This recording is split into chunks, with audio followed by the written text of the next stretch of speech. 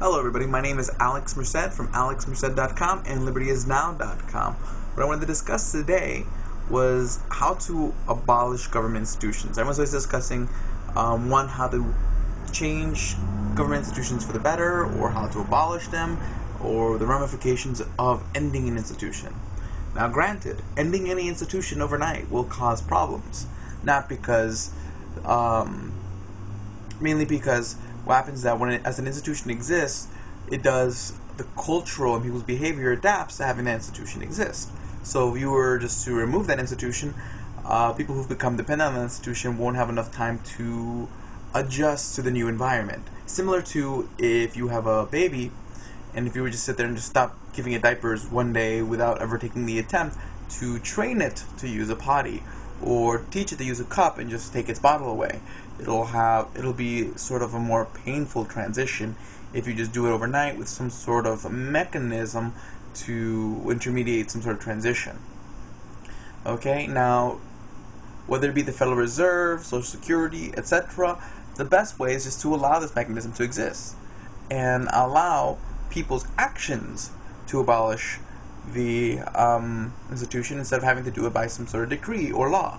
So if you want to get rid of the Federal Reserve, allow people to compete with the Federal Reserve by being able to allow competing currencies. And then people will say, well, we've had competing currencies before, and there was a problem. Well, this was back in the days of the colonies.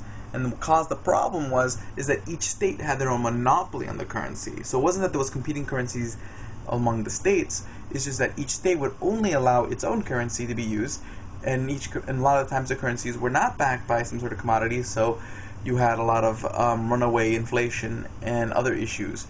But there are countries nowadays where you can use more than one currency. We do it all the time.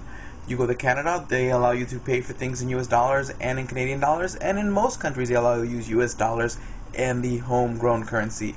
But it doesn't cause a problem, but there isn't fundamental problems because it has to deal with the legal ability to use a competitive good. So basically, the problem with having multiple currencies before was the ability to adopt a competitive currency. Now, if you basically change legal tender laws in a way where you could use any currency and you can adapt to any currency that you want, you wouldn't have the same problems. Some new dynamics to monetary issues would certainly arise. But overall, you would move to where you'd have a more stable currency because the competitive pressures to have a stable currency are there. Where basically, if you being the issuer of the currency were to attempted to do quantitative easing on the currency, you would be like, meh, whatever. Because what would happen is that you would be scared that some other currency would suddenly be able to compete with you because they'd be more stable if you printed out more.